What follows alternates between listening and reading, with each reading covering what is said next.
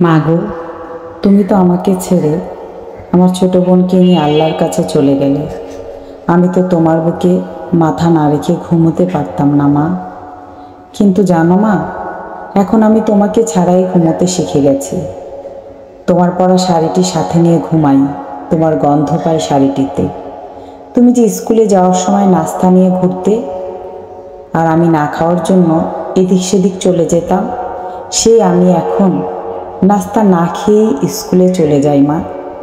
আমার নতুন মা বাবাকে বলেছে আর নাকি আমার পড়তে হবে না।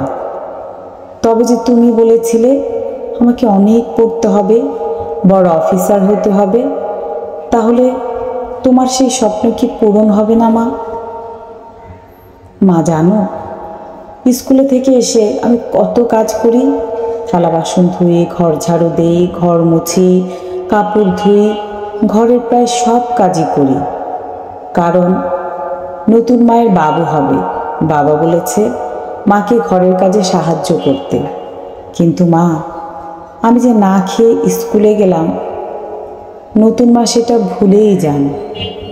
সব কাজ সারা হলে নতুন মা প্রতিদিন বলেন, ও আমি তো ভুলেই গেছি, তুই যে নাস্তা না খেয়ে স্কুলে গিয়েছিস, যা ফ্রিজে গতকালের ভাত তরকারি আছে, খেয়ে নে। অথচ মা, গরম ভাত তরকারি কিন্তু টেবিলে সাজানো ছিল। আমি এখন প্রতিদিন ঠান্ডা বাসি খাবারই খাই। মা বলে খাবার ফেলে দিলে নাকি আল্লাহ প্রচুর পাপ দেন, এই জন্য সেগুলো আমাকে খেতে দেন। মাঝে মাঝে খাবারগুলো গলা দিয়ে নামে না, কিন্তু প্রচুর খিদা পায় মা। মা জানো, আমার পড়ার টেবিলটা নতুন মা রান্নাঘরে নিয়ে গেছে, সেটার উপর ভাত তরকারি পাতিল রাখে। আর মা বলেছে বই খাতা ব্যাগেই রাখতে, যখন পড়ব তখন বের করে পড়ব।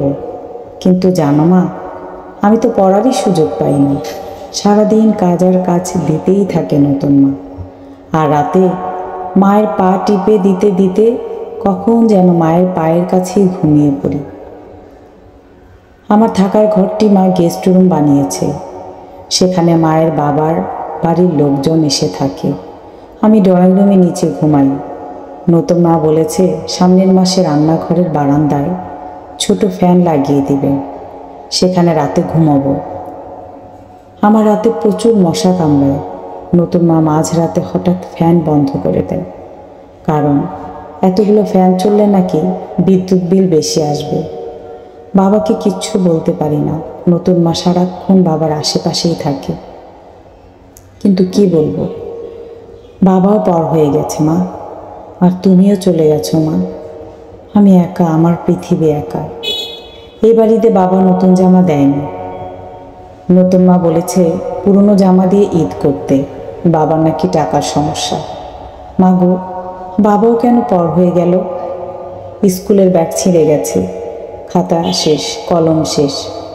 বাবাকে বললে বাবা বলে কাল এনে দিব, কিন্তু অনেক কাল এসে চলে যায়, তবুও বাবা কিছুই আনে না। মা, তুমি আমাকে তোমার কাছে নিয়ে যাবে?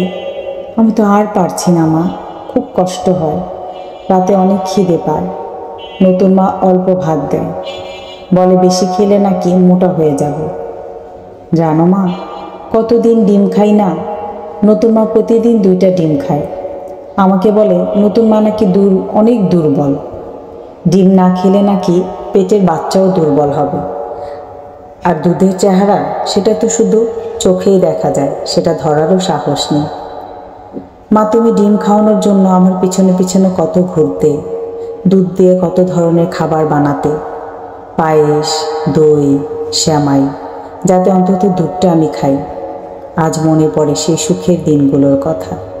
জানো মা, নতুন মায়ের জন্য বাবা হরলিক্স এনেছিল। আমি বোতলটা সরিয়ে জায়গাটা মুছতে গিয়েছিলাম, অমনি মা আমার হাত থেকে হরলিক্সের বয়মটা নিয়ে চিৎকার দিয়ে উঠল, আমি নাকি হরলিক্স চুরি করে খেয়েছি। বিশ্বাস করো মা, আমি চুরি করিনি। বাবা আমার কথা বিশ্বাস করেনি। দুজনে মিলে আমাকে অনেক বকাঝকা দিয়েছে, আর একটু হলে মা আমাকে মারধর শুরু করত।